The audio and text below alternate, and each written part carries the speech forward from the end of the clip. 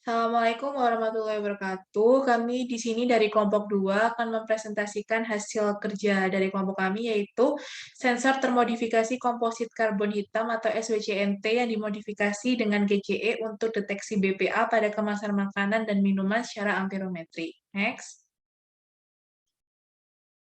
Untuk anggota dari kelompok kami, itu ada Ronald Paloan, ada Muhammad Ali Masyuri, dan saya sendiri, Saraita Dina Sulistia. Next.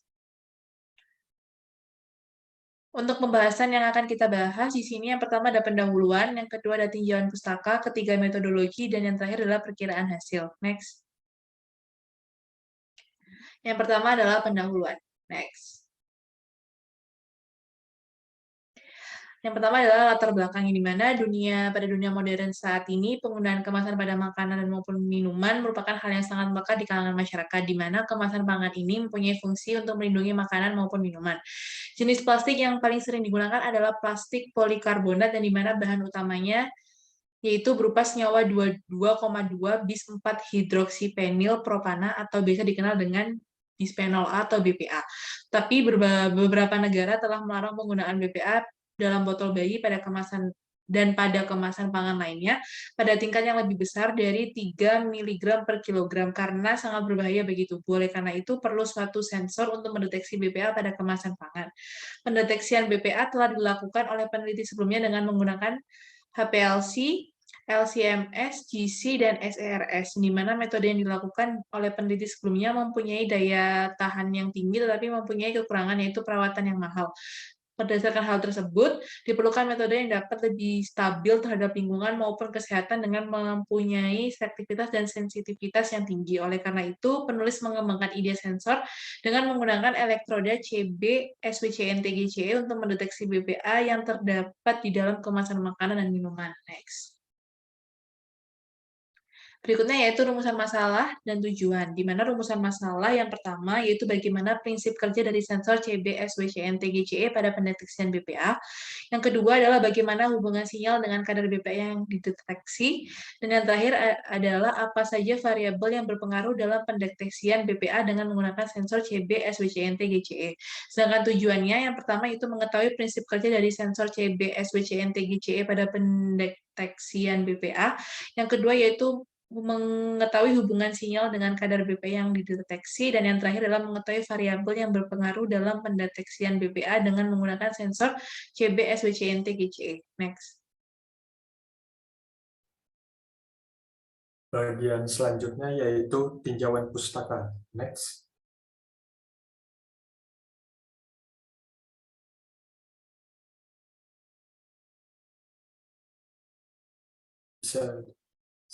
Sensor amperometri merupakan teknik analisis secara elektrokimia yang didasarkan atas hubungan potensial arus dengan sistem elektrokimia, di mana potensial optimal dan terkontrol diaplikasikan menuju sistem elektrokimia yang terdiri dari elektroda kerja, elektroda pembanding, dan elektroda pendukung, sehingga terjadi reaksi reduksi atau oksidasi pada permukaan elektroda.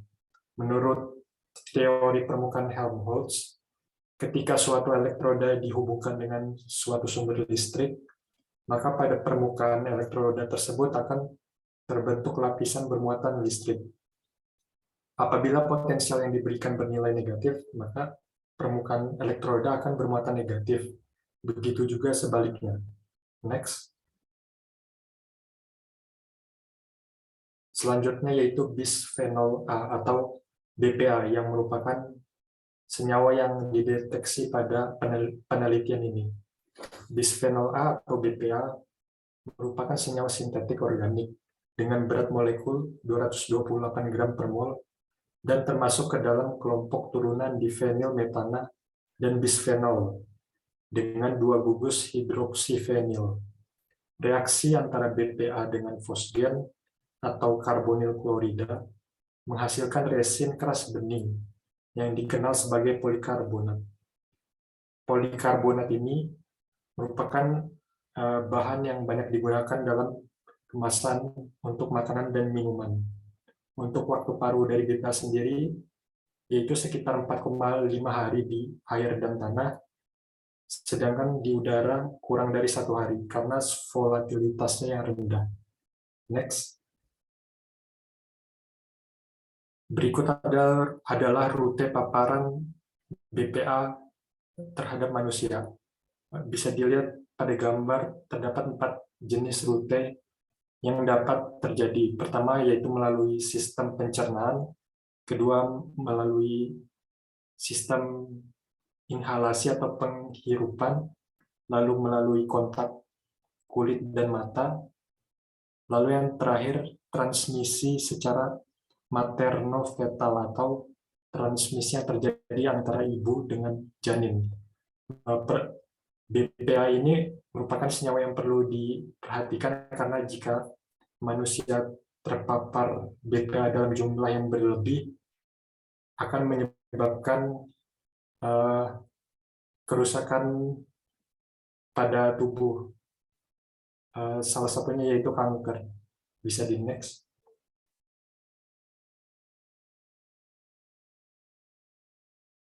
Selanjutnya itu modifikasi elektroda kerja CB, SW, CNT, GC. Karbon hitam itu sendiri memiliki keuntungan diantaranya berbiaya rendah dan dapat disintesis dengan mudah jika dibandingkan dengan bahan berbasis karbon lainnya. Dan karbon hitam merupakan bahan yang baik untuk digunakan dalam penyempurnaan perangkat elektrokimia, terutama sensor dan biosensor, atau dalam penelitian ini yaitu untuk sensor amperometri. Nanomaterial ini atau karbon hitam dapat dengan mudah dimodifikasi dengan material lain, seperti nanopartikel logam dan polimer. Untuk pendeteksian BPA, secara sensor amperometri, BPA akan mengalami reaksi elektrooksidasi. Elektrooksidasi dari BPA menyebabkan terjadinya pengotoran pada permukaan elektroda yang dapat membatasi pendeteksian BPA. Oleh karena itu, pada penelitian ini dilakukan modifikasi GCE dengan SW-CNT yang dapat meminimalkan pengotoran elektroda tersebut. Dan modifikasi ini telah banyak menarik perhatian para peneliti karena strukturnya, luas permukaan yang besar, stabil, biokompatibilitas yang baik, dan rasio luas permukaan terhadap volume yang besar. Jika karbon hitam digabung dengan SWCNTGC ini, maka akan meningkatkan efisiensi dari pendeteksian BPA itu sendiri. Next.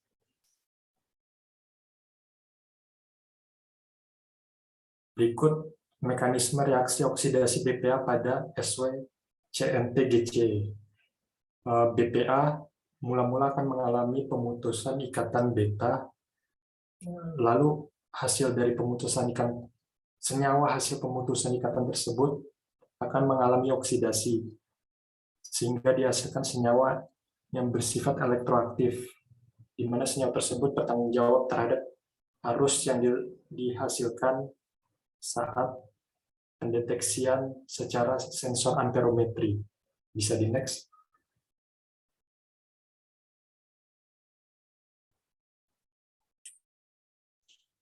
Oke, baik. Selanjutnya untuk metodologi. Yang pertama ada alat tambahan. Alat yang digunakan antara lain mikroskop elektron, kemudian mikroskop transmisi resolusi tinggi, kemudian spektroskopi Raman, kemudian difraktometer sinar X, lalu yang terakhir yaitu ekochemi autolab potentiostat. Kemudian untuk bahan yang digunakan yaitu BPA 97%, SWCNT, kemudian larutan buffer fosfat atau BPS, kemudian larutan baku standar 0,1 m BPA, kemudian larutan HCl pH 4 atau larutan NaOH pH 10. Kemudian untuk prosedur, langkah pertama yaitu fabrikasi elektroda modifikasi SWCNT. Untuk membuat SWCNT yang cocok pada GCE digunakan beberapa tahapan. Tahap pertama, GCE murni dipoles dengan bubur alumina 0,5 mm sampai permukaan terlihat seperti cermin. Kemudian GCE yang sudah dipoles dengan bubur alumina disonikasi secara berturut-turut dalam air suling selama 2 menit dengan tujuan menghilangkan ikatan partikel alumina yang menempel pada GCE. Kemudian tahap selanjutnya 2 mg SWCNT yang ditambahkan ke 600 ml isopropanol dan 150 ml. Kemudian di ultrasonikasi selama 15 menit untuk mendapatkan dispersi SWCNT yang bersifat homogen. Dari dispersi tersebut, 3 ml pada GCE yang permukaannya telah dibersihkan dan dikeringkan pada suhu kamar selama 1 jam. Maka terbentuk elektroda yang termodifikasi dan dilambangkan sebagai SWCNT yang termodifikasi GCE.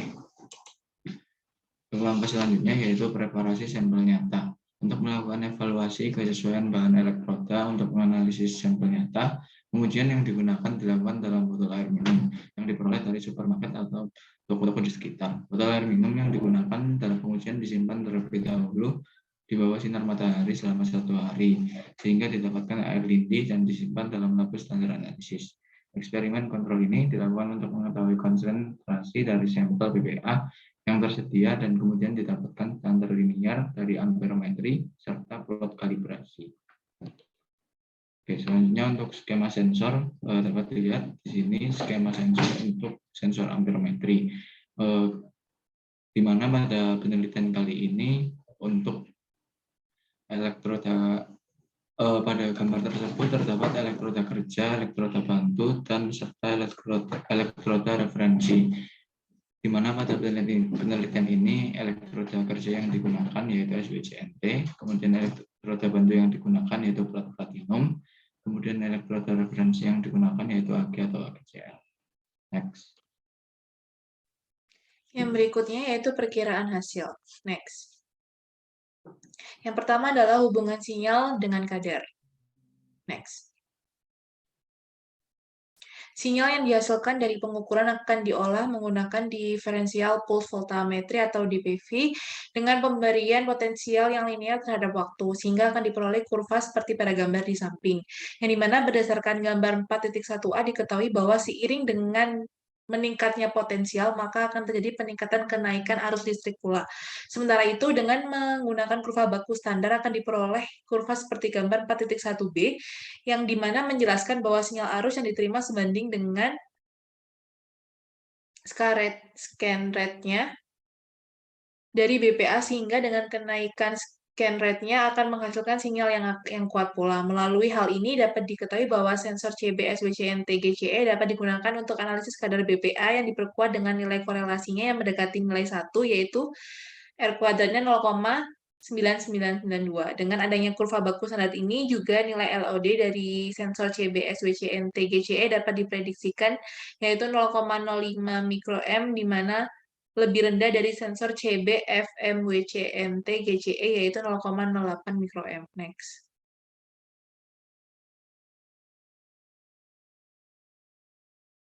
Yang kedua yaitu variabel yang berpengaruh. Next.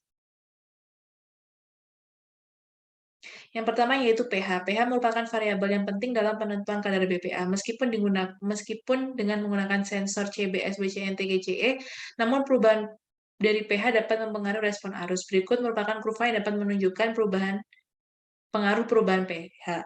Berdasarkan 4.2b, terlihat bahwa arus puncak akan meningkat perlahan dari pH 5 hingga pH 8, yang kemudian akan menurun seiring dengan peningkatan pH di atas 8. Nilai puncak akan bergeser ke arah potensial yang lebih negatif dengan peningkatan dari pH 5 hingga pH 9. Dan juga mematuhi persamaan EPA, yang dimana sama dengan minus 0,095 pH di plus 1,023 dengan R-nya 0,993. Hal tersebut menunjukkan bahwa elektron yang berpindah akan sama dengan jumlah proton selama terjadi reaksi pada elektroda. Next.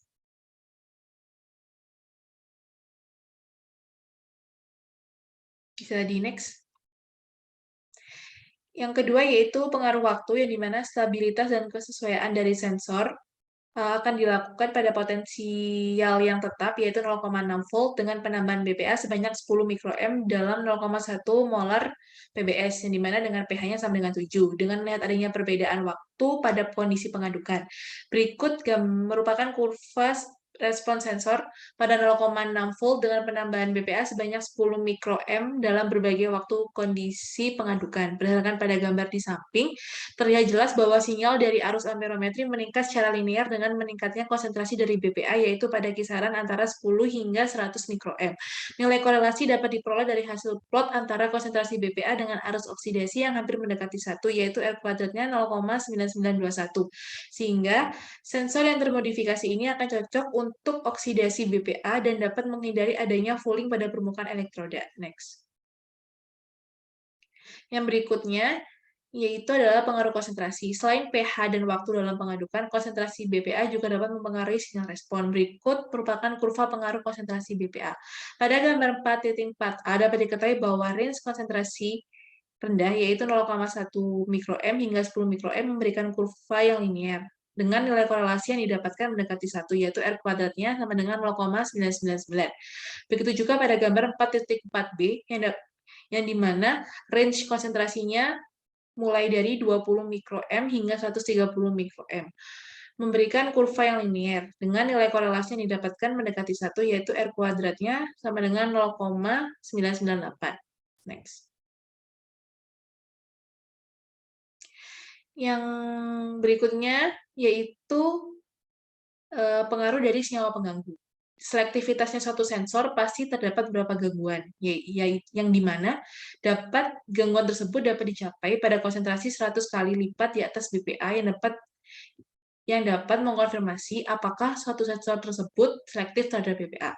Beberapa senyawa pengganggu berpengaruh besar terhadap respon BPA. Berdasarkan pada penelitian Kanagavalli 2018, penggunaan sensor memberikan selektivitas yang cukup tinggi terhadap BPA. Hal ini dapat dilihat pada gambar di samping yang menunjukkan bahwa senyawa pengganggu lainnya memberikan respon sinyal yang rendah pada analisis secara DPV, sedangkan sinyal dari BPA cenderung akan lebih tinggi. Next. Berikut merupakan daftar pustaka yang kelompok kami gunakan. Next.